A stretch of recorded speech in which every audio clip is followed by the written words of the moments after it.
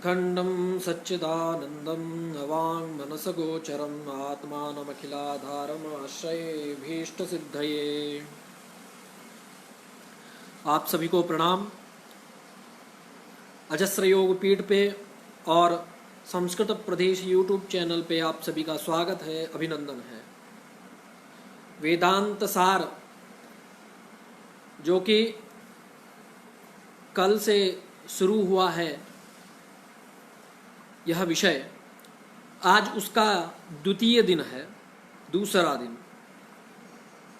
तो आज हम वेदांत और उपनिषद क्या है और अनुबंध चतुष्टय के विषय में चर्चा करेंगे। तो सबसे पहले मूल पंक्ति पढ़ा जाता है।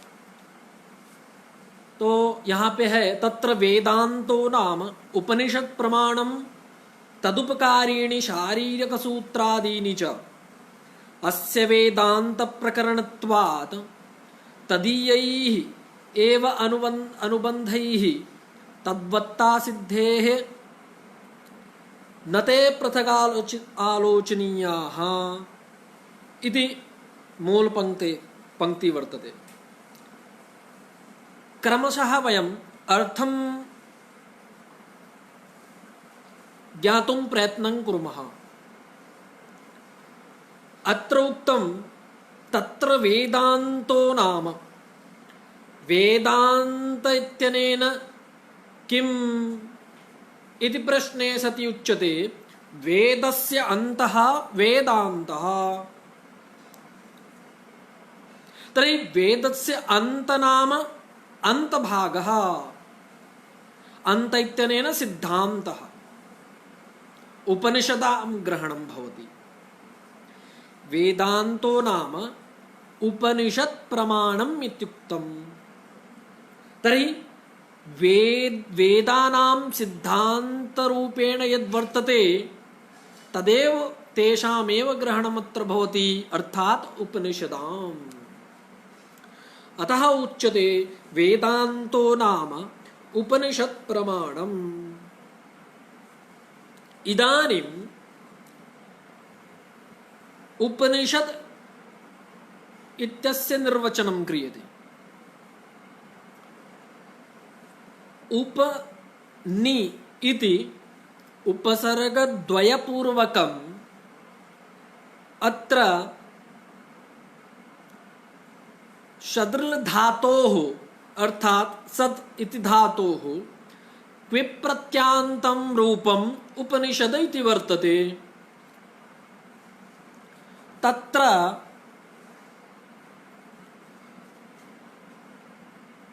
उप इत्यस्य को अर्थः, उप इत्यनेन सामीप्यार्थः। नि इत्यस्य को अर्थः निश्चयवचनः, निश्चयवचनमिति। तत्र शद्रुल धातोः यद् सद् धातुः तस्य शद्रुल धातोः अर्थत्रयं वर्तते। इदमेव अर्थत्रयम् अत्र अग्रे निरूप्यते। तर्हि प्रथमं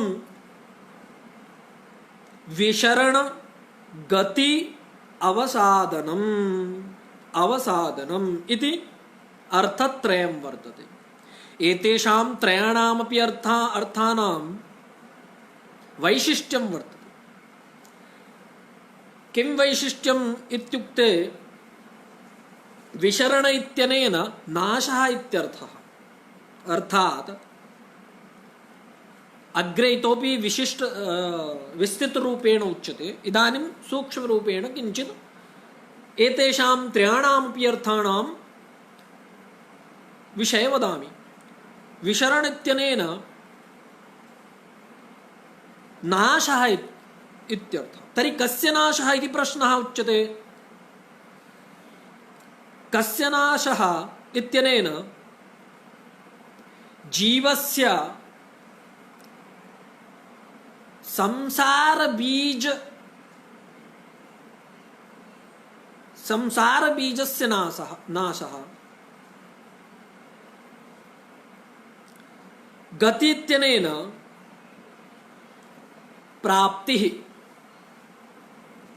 तर्हि कस्य प्राप्तिः इति प्रश्नः? इति प्रश्ने सति उच्यते ब्रह्मणः प्राप्ति।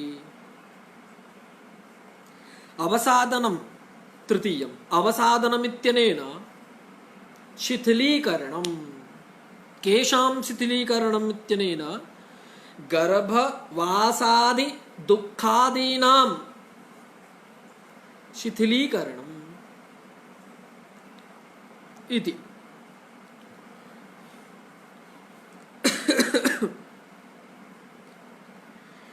तर्हि उपनिषद इत्यस्य कोऽर्थः इति प्रश्ने सति ब्रह्मात्मैक्य साक्षात्कार विषयः उपनिषद शब्दः इति उक्तम्। अत्र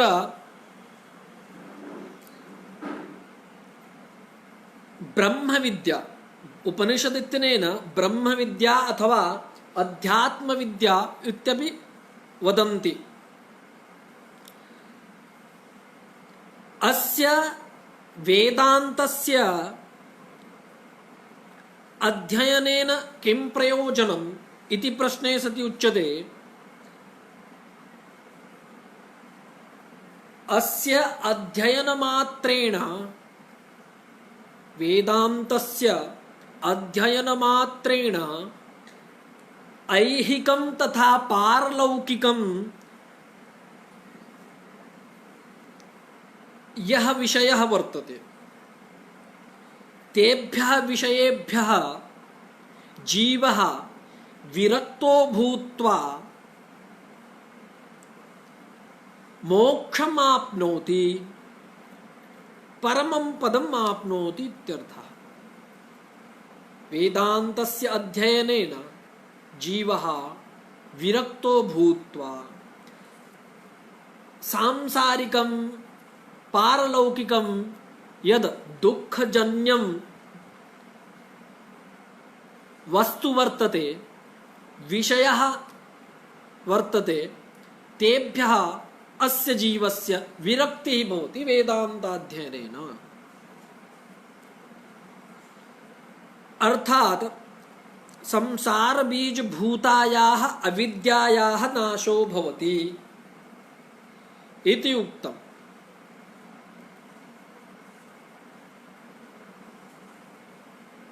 स्वामिभिः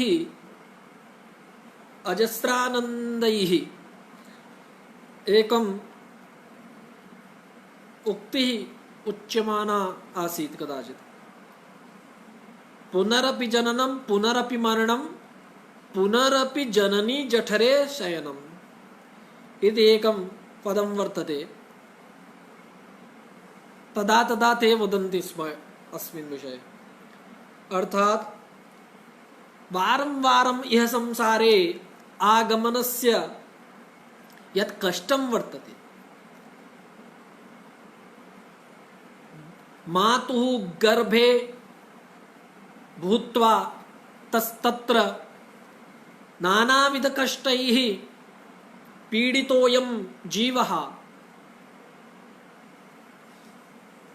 तस्य पुनरपि यथा अस्मिन् मर्त्यलोके आगमनं न स्यात् तथा अस्माभिः प्रयत्नः करणीयः। अर्थात धर्मार्थ काम मोक्ष इति मोक्षा इति चतुर्विधयत् पुरुषार्थं वर्तते। ततः मोक्षस्य यत् परम पुरुषार्थत्वमुक्तं तत्प्राप्तुं यदि जीवः प्रयत्नं करोति तदानीं तस्य इह संसारात् विरक्तिर्भवति, सः मुक्तो भवति इति। तदेव अत्र उपनिषद अर्थात वेदांत पठनेन जीवस्य विरक्ति भावः उत्पन्नो भवति, तेन च सः जीवः मोक्षम् आप्नोति। अस्य उपनिषद इति शब्दस्य मुख्यार्थस्तु ब्रह्मविद्या एव वर्तते। अस्य गौणार्थः ब्रह्मविद्या प्रतिपादक ग्रन्थः इति गृह्यते। गौणत्वेन ब्रह्मविद्या प्रतिपादक वेदांत ग्रन्थानां ग्रहणम् इति।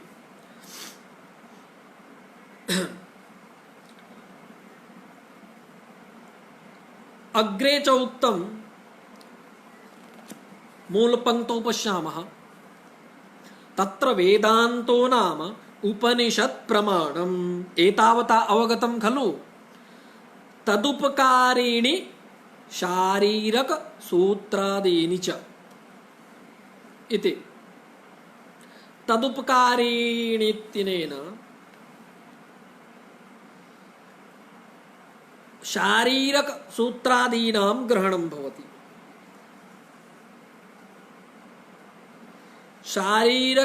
शारीरक सूत्रं किमित्युक्ते अग्रे उच्यते। ब्रह्मसूत्रमेव शारीरक सूत्रम् अर्थात् वेदांत सूत्रम् अथवा व्यास सूत्रम् इत्यपि वदन्ति। अत्र शारीरकम् अस्मिन् विषये उच्यते। शरीरमेव शरीरकम्। तत्र भवः जीवः शारीरकः। अस्मिन् शरीरे यः जीवः विराजते रमते तस्य विषये शारीरकमिति संज्ञा। सः शारीरकः जीवः सूत्रते यथातथ्येन निरूप्यते यैः तानि शारीरक सूत्राणि तानि च कानि इति प्रश्ने सति ब्रह्मसूत्राणि इति वेदान्तसूत्राणि व्याससूत्राणि। तत्र शारीरक सूत्रादीनि इत्युक्तम्। आदिति पदस्य प्रयोगः कृतः वर्तते। तर्हि आदित्यनेन ते केषां ग्रहणम् इति प्रश्ने सति आदित्यनेन गीता इत्यस्यापि ग्रहणम् अस्ति। ग्रहणं भवति गीतादीनाम्।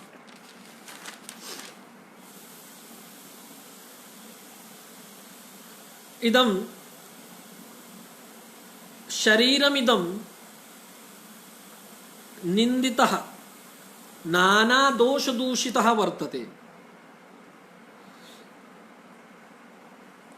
अतः शारीरकमित्यनेन कथ्यते अस्मिन् शरीरे यः जीवः निवसति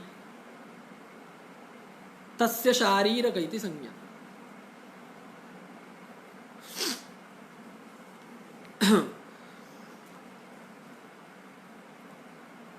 अत्र प्रस्तुतं यद् वेदान्तसार पुस्तकं तत्र वेदान्ते यत् अनुबंध चतुष्टयं ते एव अत्रापि स्वीकर्तव्याः इत्युक्तम्। यथा अस्य वेदांत प्रकरणत्वात् तदीयैरेव अनुबंधैः अस्य वेदान्तसारस्य ग्रन्थस्य वेदांत प्रकरणत्वात् अर्थात् वेदान्तस्य प्रकरणग्रन्थत्वात् अस्य वेदान्ते यत् अनुबन्धचतुष्टयं तदेव अस्मिन्नपि पुस्तके वेदान्तसारे ग्रहीतव्याः इति। न ते पृथक् आलोचनीयाः। पृथक् आलोचनस्य आलोचनायाः अपेक्षा न वर्तते प्रकरणत्वात् ते एव अत्र ग्रहणीयाः इति। तर्हि अत्र प्रकरणं नाम किम्?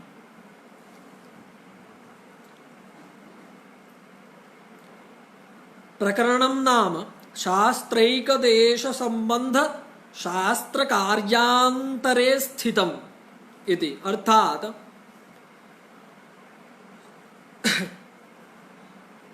किसी भी एक शास्त्र के एक अंश से संबंध तथा अन्य शास्त्रों के भी प्रसंगानुसार उपयुक्त अंशों को बताने वाला जो ग्रंथ है उसे विद्वान जन प्रकरण कहते हैं। तो अभी तक यहाँ पे बताया गया कि वेदांत क्या है, उपनिषद क्या है। तो वेदांत का मतलब हुआ वेद का अंत भाग, अर्थात उपनिषद, वेदों का सिद्धांत जो है उपनिषद, उनका ग्रहण वेदांत से होता है।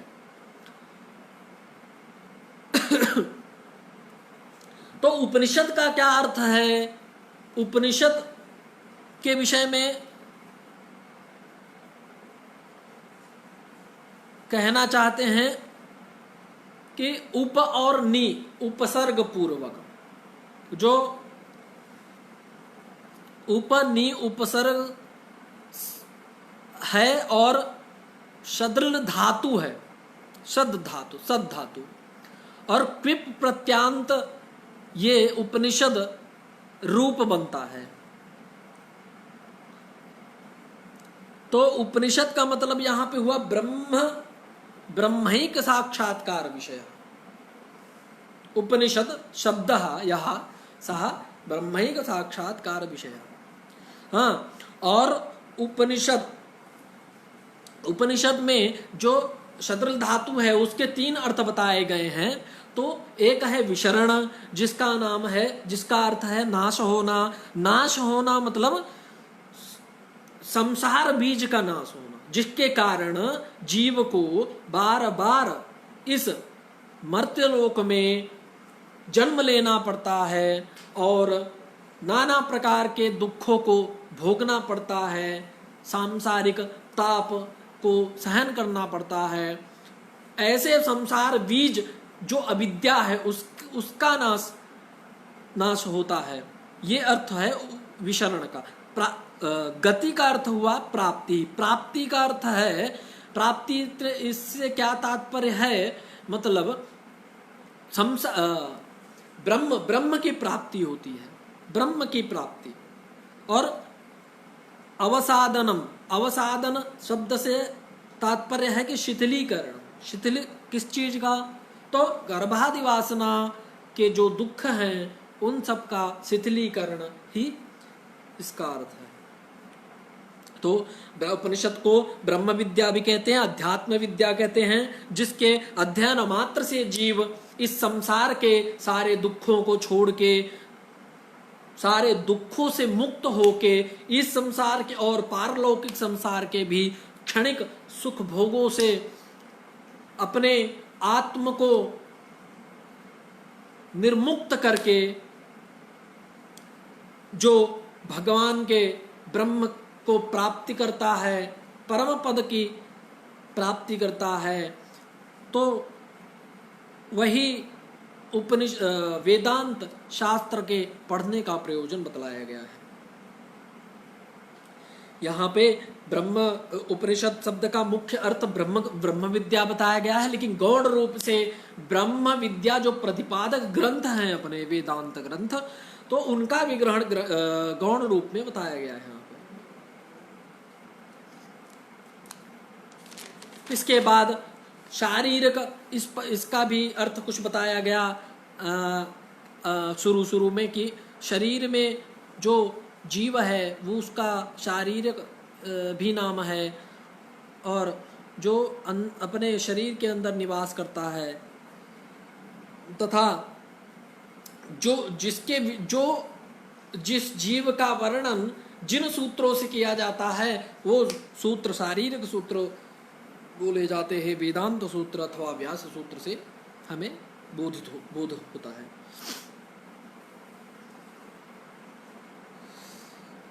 इस प्रकार से वेदांत और उपनिषद इन दो विषयों पर चर्चा की गई। आगे का विषय है अनुबंध चतुष्टय। हाँ, जो वहां बोला है तत्र अनुबंध चतुष्टयम अधिकारी विषय संबंध प्रयोजनानि। अनुबंध 4 प्रकार के बताए गए हैं, अधिकारी विषय संबंध प्रयोजन। तो कल की कक्षा में हम अधिकारी के विषय में चर्चा करेंगे कि अधिकारी कौन है, इस वेदांत ग्रंथ को अर्थात ब्रह्म विद्या प्राप्त करने का कौन अधिकारी है, उसके क्या लक्षण होते हैं, उस अधिकारी को क्या करना चाहिए। इस विषय एते सर्वेषां विषय श्वः पुनः अस्मिन्नेव समये वयं सम्मिलिता भवेम इति इत्युक्त्वा विरम्यते। ओम अखंडं सच्चिदानंदं अवांग मनसगोचरम् आत्मानमखिलाधारमाश्रये भीष्टसिद्धये।